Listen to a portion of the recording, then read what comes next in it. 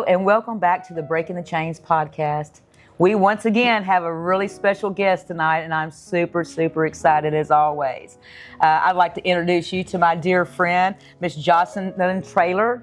She has a story of all of her adventures, and I'm so excited to share them with y'all. But first, I want to introduce y'all to my co-host tonight, Miss Serenity. This is one of our youth kids from the Impact Center, and she's amazing. She's probably going to take our jobs one day, Jocelyn. She's that great of inspiration to our other kids within our community, and I'm really proud for you to be here tonight and to have this kind of opportunity, because one day you will have to take our jobs from us. But I've created some questions for you tonight, Miss Jocelyn, and I'm just really proud of you and the inspiration that you sprinkle all over all of our communities. And so I understand you're a mother, a pastor, a motivational speaker, a business owner, a CEO, and an entrepreneur. What else can you possibly be? And so this is inspiring, and a business owner for Little Pirates Daycare and Learning Center. There's just so much going on. And so I'm just going to dig right into it and ask you the first question. Absolutely. But I always like to start from the beginning. Okay. So let's kind of go back to your childhood and what could have led you where you are today. I know that God had a plan for you, obviously. Absolutely. So let's start with a childhood. How did you grow up? How did I grow up?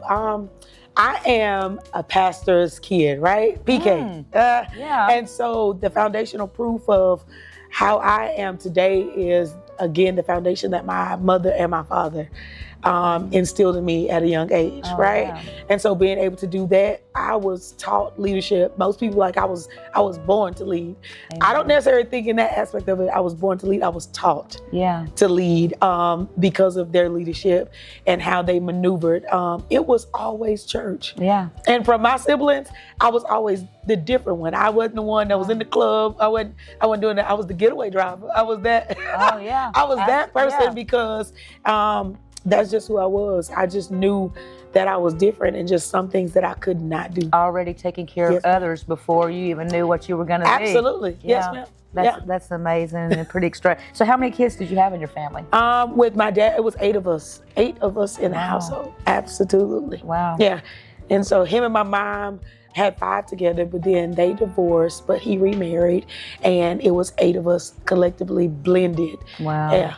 Yeah. That's amazing. That's the good old days when you had a large family that everybody could just love on each other. Oh, yes. And so, we were the house. Everybody was at the house. That was wonderful.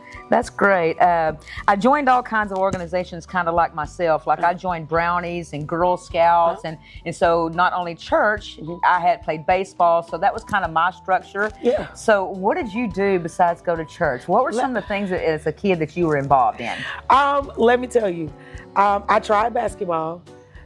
Absolutely not. That was not my calling in life. Okay, definitely tried it. That was not it. I was a social butterfly. I was popular in school. I don't know how I was popular. I was the prom queen for my class of 2023, Livingston, Texas. I'm 2003. Sorry, but for Livingston, Texas, I was a people person. Absolutely. Like my energy, my level of just understanding, I was just that person. Yeah. And anytime we gathered together, I always ended up with the kids. No. Always. I can see why. But as far as with the extracurricular activities, I was always a worker. I started working at the age of 15. Wow. And during the summertime where everybody was doing what they wanted to do, I was working 2 jobs. Like I stayed busy like that. Yeah. So the structure was instilled very early on. What was your first job? Sonic. I worked at Sonic Drive-In in Livingston, Texas. Greg was the manager there. He gave me my first opportunity to work at 15. Yeah. And so from there, the Lord has been kind. I started there. I stayed there until I became manager. I got my first store at 18. That's working. Impressive. The Lord is kind. And I started working in Corrigan. They opened up that store. And that's where I learned the marketplace. Yeah. I was taught how to lead in the marketplace. My daddy and my mom taught me church.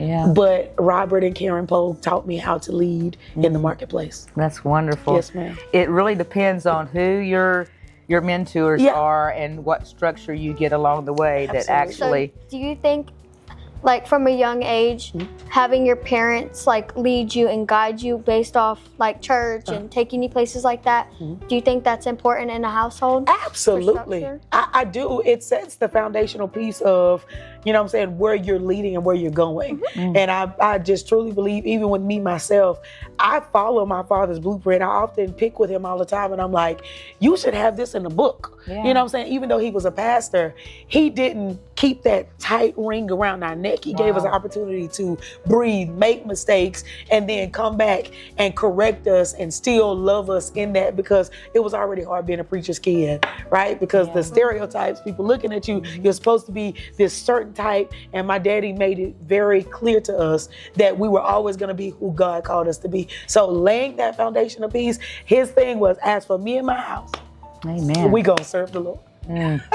That's exactly why we do what we do at our meetings every Thursday night. We don't leave Jesus out of anything that we do. That's exactly why. I love that. So anyway, number 2, do you think that your family structure early in life gave you the ability to move in the direction as early success? So you kind of just explained that. Yes, ma'am. But you know, at some point when you turn 16, you got to make your own decisions a little bit. You think you kind of know everything. I think I kind of know. And so obviously from what you're telling me is the structure was already so strong and so instilled in you that you didn't deter. I really did. And that's why I was like, I'm that person that be like, man, I wish I had a story to tell you I smoke weed. I wish I had a story to tell you I got drunk. Like that was never my story.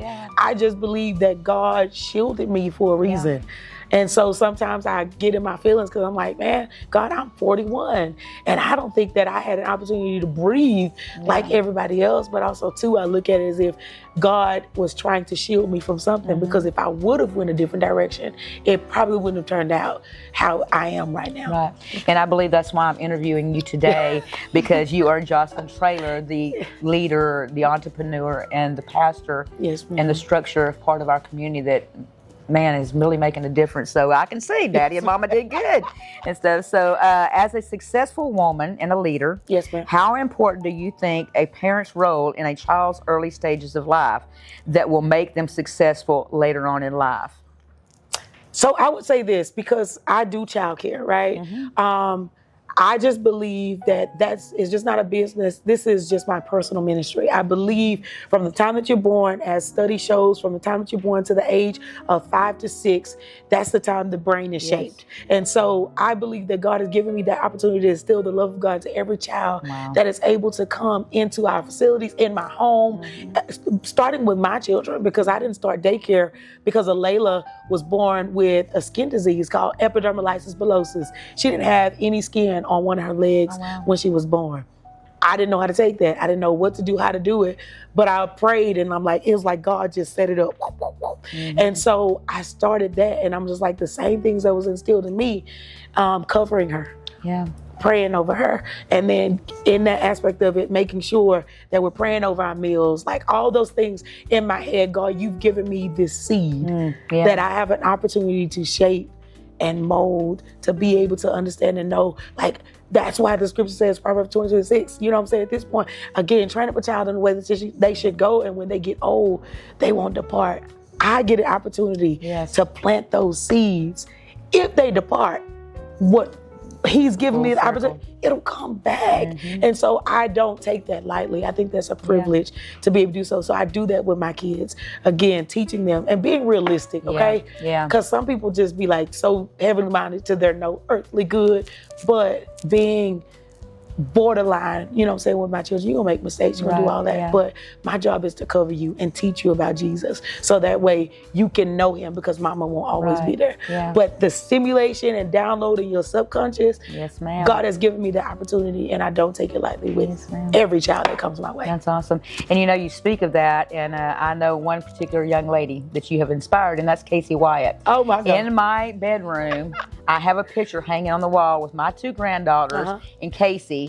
and it hangs right above my bed. And they were probably 5 and 6 years old and stuff. And I look over at that picture quite often, and then I watch some of the videos and things that y'all do, and I think, you know what? We were a part of that young life. Yes. And you're right. We instilled values, as even her mother and her grandmother are just extraordinary women. And they still show up to this day, right? Exactly. And so, you know, you're absolutely right. What we put in is what we hopefully that we get out and stuff. And so, you know, Serenity, did you have a question that you I wanted to ask her and stuff about how important it was to have parents involved? I just wanted to say, I think that's important, because by teaching them that even if you make mistakes, I'm still gonna love you is good. That way when they get older, they're like, well, I don't want to go to church because what if like I make a mistake and then everybody hates me? Yeah. And it teaches them not to be afraid of Jesus. Absolutely. And the thing with me is that I live the life. Yeah. So again, they go to church. They know that it's other options. I live the life before my children. It's not a one day I'm this way and then the next day I'm this way. I'm consistent. Yes. And so with my kids, I want them to know that somebody may come to you, you know what I'm saying, and try and give you something different. My job is not to convince you. I want to make sure that my patterns, that whenever something is presented to you, you can see something tangible that says, no, that ain't it. Mm-hmm. That ain't it. So absolutely. And I need them to know it's okay. Because some are going to explore, some are going to, but what we've instilled in you is coming back. And it all comes from right there. Absolutely. And so there's no deterring from that, the Bible. And so that's where all of us role models and stuff get our information from, that we give to you guys to help y'all become greater and more successful adults. Absolutely. So yes, okay. So number 4, let's talk about some of the amazing things that you do in the community. I know that you give your heart and time to everything that you're involved in. Yes. Let's start with being a pastor. Woo. Yeah, tell me about it. I mean, I've seen you do some of the... Girl, you're amazing. Oh my gosh. We actually just made 7 years. The Lord has been so kind. On the 17th of July is in 2019, my father had a 3:00 service, and he handed me over the keys. He mentored me. Again, we spent time together. We had meetings. Because at first, whenever he asked me, I was like, who? Absolutely not. Not me. All my brothers. My son. Like, no. He knew. And so he was just like, I'm going to pray on it. And come Mother's Day, like, I'm going to give you an answer. And I'm going to go back to the Lord. I know what I heard. Yeah. You know what I'm saying? But he was like, I'm going to go back to the Lord. And then I'm going to come back. And he came back. He was like, hey, it's you. Yeah. And so we have made it 7 years. Yeah, that's amazing. Pastoring is something I never, ever, my God, wanted to do. I was okay being Jocelyn, the minister, the elder.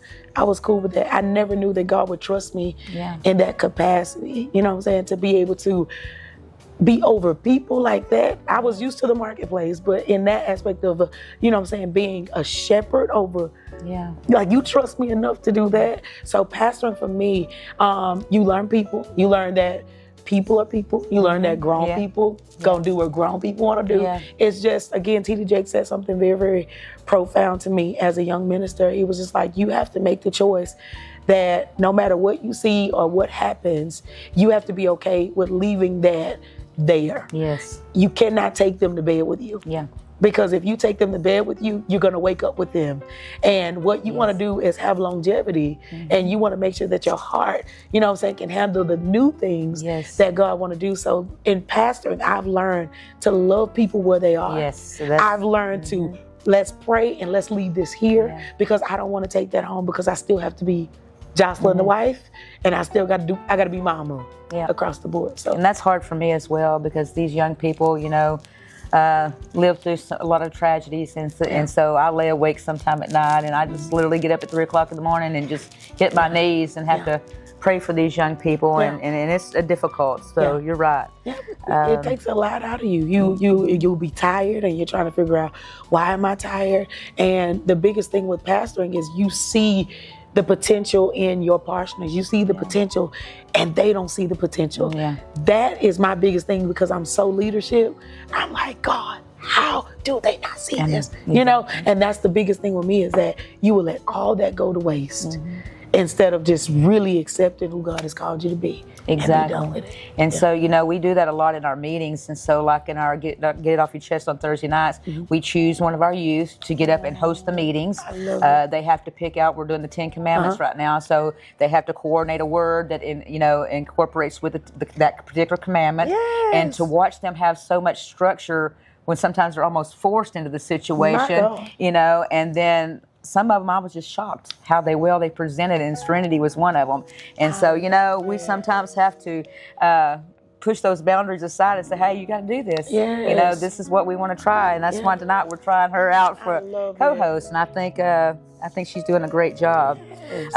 What's the NAACP? What does that actually stand for? It is the National Association, the National Association of the Colored People. So it was like the NAACP is founded. Again, they're trying to change it now because it was never founded by Black people. It was founded by Caucasians, right? And so being able to bring that and have that to where, again, we're able to impact the lives of every, ethnicity, that's available here on earth to be able to help, give resources, help.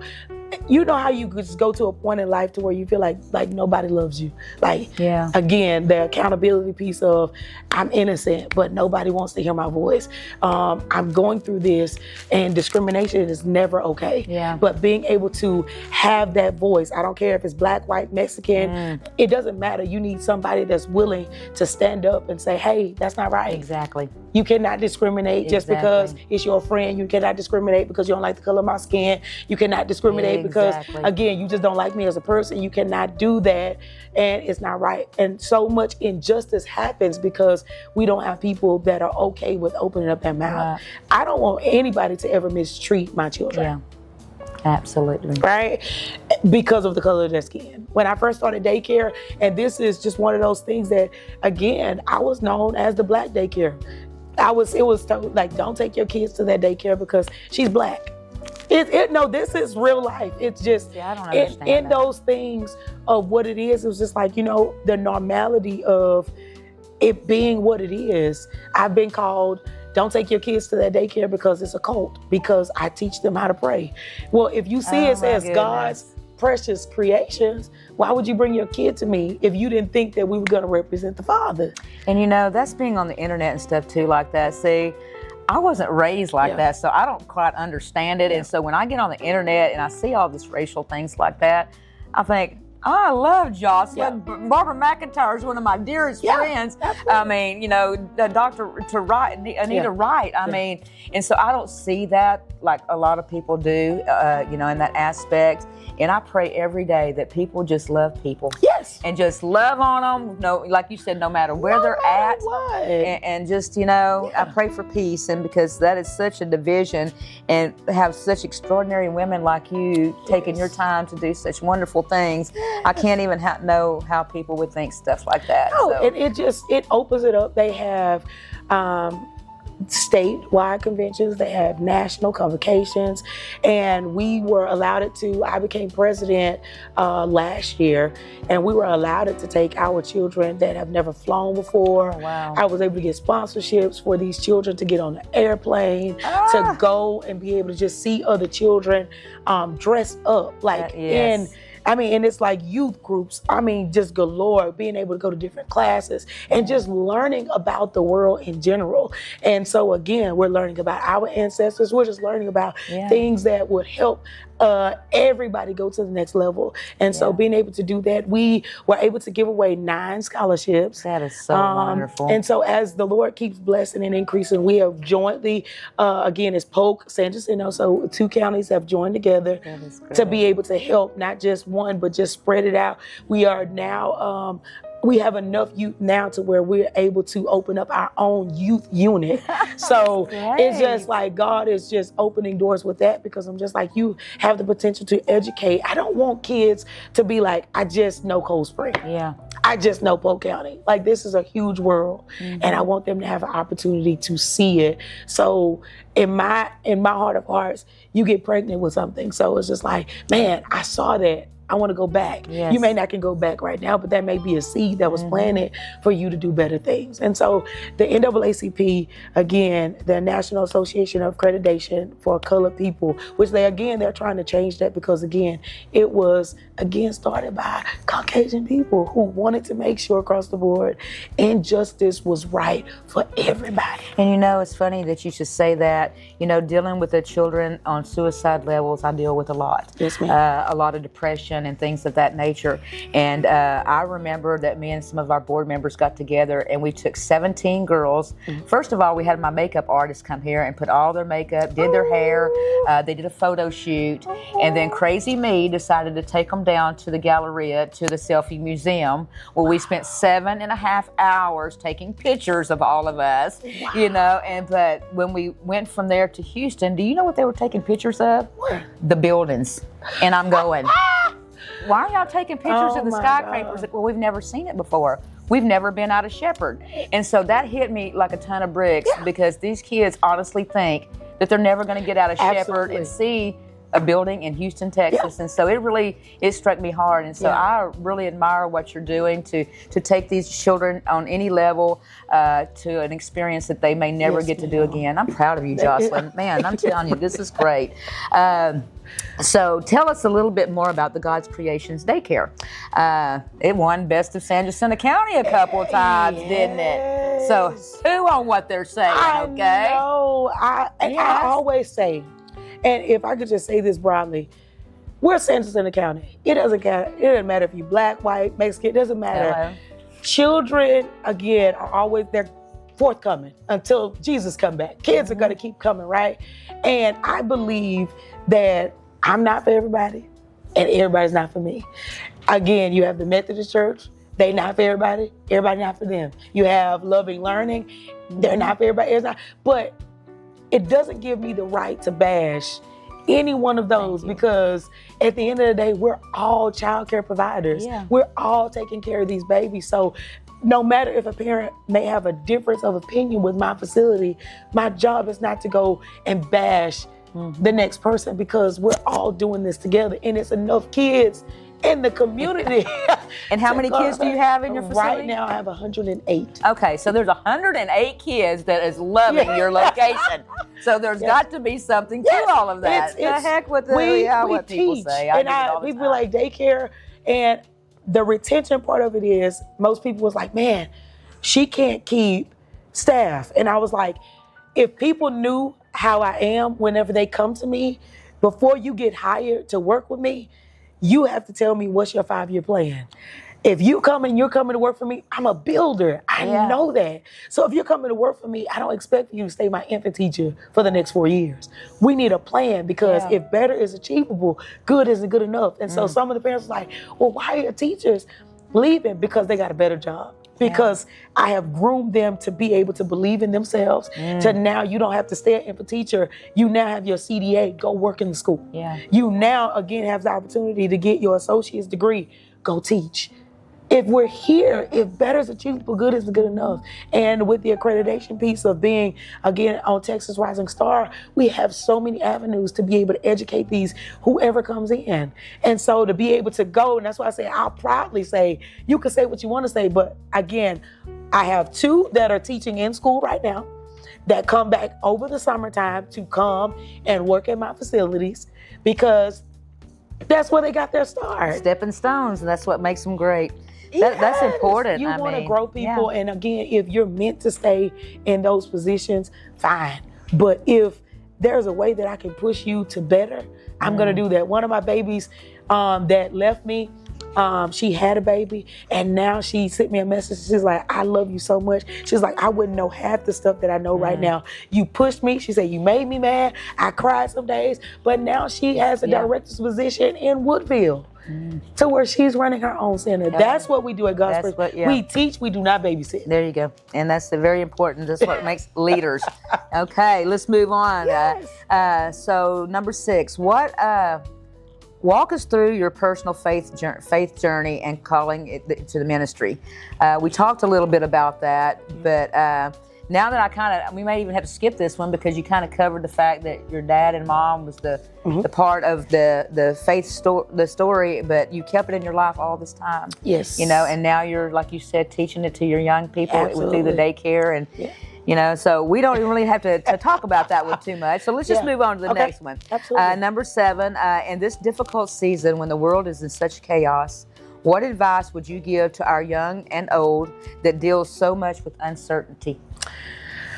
I'm going to be honest, because the days get hard. And even walking by faith sometimes, you have to really ask yourself, God, like, is this really where I'm supposed to be? Is this really, you know, even though the tangibleness of he's showed up so many times before, but in a world of uncertainty now where they're trying to cut the child care funding, they're trying to do all these things, and you're like, God, if this happens, what happens to these kids? Because if we truth be told, I don't do it for the money, because trust me, God bless everybody. You know what I'm saying? Child care, we should make more, but we don't, right? But the heart of it, God, what happens if I give up? What happens if I stop? What happens, you know what I'm saying, to these people that are assigned to my hands? Because we have the after school program that again holds about 40 kids every year. What happens if they don't have recreation? What happens if they stay at home? Suicide, like all these things run through my head. You gotta keep inventing something. And so if I would say to any young person or any adult that's like in an uncertain moment for whatever the times is, I am again, trusting God enough to believe that you have called us to be caretakers of this earth. You never said we owned it. You never said we owned it. You've given us the space to take care of it. And if you've given us the space to take care of it, and my answer to you was yes, all I have to do is seek ye first the kingdom of God. And he said, then all these things will be added. So if I'm doing what I'm supposed to do, God is going to do what he's supposed to do. And whatever it is, the provision, whatever it is, he's going to provide it. It may not be in our timing, but I guarantee you, if I could, be in his time. It's always in the best timing when he shows up. I can tell you some stories, Miss Barbara, to where, I mean, oh, Miss Brenda, I'm so sorry. I'm thinking about Barbara Justice because we've had so many conversations. But Miss Brenda, like so many times, I was like, God, I tell everybody, this daycare is not open because of me. These doors are open because God said that they're going to stay open until he closes them, because I'm doing it for him, not for me.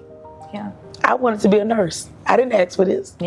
So I should be in Hawaii somewhere, you know like, doing something different. But I'm in I chose to say, yes, not my will, God, but your will be done. So anybody that's going through, he's the same today, yesterday, and forevermore. And I tell them that all the time. My God. And you know, it's funny that I had one young man, and I'll never forget this. When he came to me one day and he said, Miss Myers, why are you always talking about that Jesus person? He said, my life is still in the dumps. My mom's on drugs. My dad's in prison. And it's still the same way. And I said, well, that's where faith comes in, young man. My God. And you have to believe wholeheartedly no matter what. And he became successful in his journey after going to prison a couple times. I mean, he had to learn the process. But at the end of the day, there was a Bible in that prison cell that opened his eyes, and it was that timing that God says, now you will hear me. I have your attention now. And so sometimes he has a way of making us listen when we don't want to listen. So yes, ma'am. So let's move on. And anytime you want to jump in Serenity, you just go right on ahead, girl. I didn't mean to leave you out down there. Okay, so if you were to write a book about your life, what would it be called? Okay, so it would be The Leadership Builder. As I've started my process of just giving simple 13 principles of just how I've made it. And it's through and by faith, you know. But in that return, my saying is lay another brick. I love that. It's just, you have to. The foundational piece of what God has already given us, most of the times we're thinking that we have to start all the way over. And God just simply told me, he said, all you have to do is just lay another brick to what I've given. Wow, I would definitely read that. Yeah. So yeah, that's very inspiring. You're a driving force in your community, whether you know it or not, with an amazing team behind you. Yes, my team. Yeah. Shout out to my team. Yeah, I love y'all. Yeah, and with you, with all that being said, what resources or connections do you think are most needed right now to help to have a greater level to serve more? Resources, and again, the community baseline of I can't see that far. The resource part of that, I would say that is needed for where we are in what we're trying to do is recreation. Like, I agree. I have a partner, again, one of my good friends. We talk about it all the time. I'm just like, God, if you would just open the door. Like I've started. Like if you know it's like I work backwards. I have the blueprints already. I just need the money. Did it. I just need the money. I said, God, money. like to be able to the money. Build like the foundational piece, the resources in the community or whatever it is to just, again, grants, just trying my best to be able to maneuver with these things and build off of what it is. But the resources to build, I mean, we feed so many people, Miss Brenda, it's unreal. Yeah. Like that come through and that they just need a hug. They just like have been looked over. They just have been, thrown away. Yeah. And just to see that your heart hungers to do more. And then the after school at risk, at promise, you have over 30 to 40 kids that are coming to this program and you like, God, like, we're trying, but I'm like, I know there's more. Money and volunteers. You need money and volunteers. Yep, money and volunteers. Money and volunteers. I see that. Okay. Yeah. Let's see here. We're running a little bit of time, but I have so many questions that I want to ask you. Being a leader on so many levels, making hard decisions is sometimes very difficult. Yes, ma'am. And not always easy ones. Yes, ma'am. Especially when it comes to protecting the youth under your supervision. Yes, ma'am. How do you balance discipline with love when children make mistakes? I try to always put myself on a level with them. Yes. Because Bishop Horton always told me, people don't want to know what you know until they know how much you care. Yeah. Right? I sat up under Bishop Clyde Horton for 8 years. And again, when I say the man is a teaching machine, he's a teaching machine. Yeah, him and his wife both. Let me tell you something. Like, absolutely. And so in that aspect of it, it's just like being able to hear what it is that they really have to say, and being able to not jump so quickly to fuss, because this new generation, my God of heaven, they shut down so quickly. Yeah. And so being able to love on them, first of all, reeling them in to help them understand and know, like, hey, I love you. And again, sometimes tough love is necessary. Yeah. But being able to put myself in that situation and be able to say, okay, let's have a true conversation and bringing it down and breaking it down to where they can understand. And it doesn't have to blow up. Yeah. Now, sometimes do they leave upset with Pastor J? Absolutely. I get that. Absolutely. Yeah. But there is a time where it always come back around and be able to say, man, you were right. Yeah. But I don't boast in that either. Yeah, no. But letting them know, like, you have somebody that love you enough to tell you the truth. But, they see it all the time with Miss Brenda because they already know. Right. She puts that finger down and stuff. But how do you handle, like, under stressful situations or under pressure? Stressful situations and under pressure. You know what? Honestly, that's when you're going to get the best work out of me. Yeah. I hate to say that because I teach, against procrastination and all that. I don't like to procrastinate. But if I'm under pressure, it's like a light goes off in my head that I never knew existed. And it's just like, and so I honestly work very well under pressure. It's crazy. But and that's what leaders do. They work really good under pressure. Yeah. And it's just like, hey, ready, set, go. It's go time. And the Bible tells us, and most people think it's just for reading and all that, but he tells us to be ye ready at all times. So you never know what space you have to show up in. I just make sure I'm ready. Ready, set, go. That's why we practice everything a week ahead of time and get our stuff ready. Absolutely. Last question. Yes, what would you like to say to all of our listeners that you feel would be most impactful right now while you can look in that camera and tell them? Okay, if I can look at you, for all of you that are watching, My number one thing is I would tell you to be okay with who God has called you to be. That's my number one thing, because if you're okay with who God has called you to be, you always have to know that he has somebody that's assigned to you. You don't have to go looking for it. You don't have to be this extra person. It's okay to have people, again, that mentor you, that you like, but he created you in his image. And so therefore, whatever it is that your hands have been set out to do in this earthly realm, you want to make sure across the board you do it authentically and you do it unapologetically, because when it's all said and done, none of this goes to the graveyard with you. You want to die, Miles Monroe says it, you want to die empty, because there is no U-Haul following behind a hearse Amen, girl. to unpack anything. So while you have an opportunity, they're going to talk about you, they're going to laugh at you. It doesn't matter. At the end of the day, it matters if the assignment is complete. So I showed up today being me, and I'm okay with being me. So be okay with being you, and let God do his best work with who he's called you to be. Amen, girl. That's some powerful stuff. I have really, really enjoyed having you this afternoon. I've enjoyed being here. Thank you. Just kind of keep me informed of all the great things that you're doing. And, Absolutely. And we need to see more of each other and get together and do some make good time things. with it, because we be both like, what? I know, all the time. But before we will. leave, I would like for y'all to do me one little favor. Serenity, I think, did really good tonight. And so at the bottom of our podcast, when we post this, give her a shout out. Encourage her to do more things.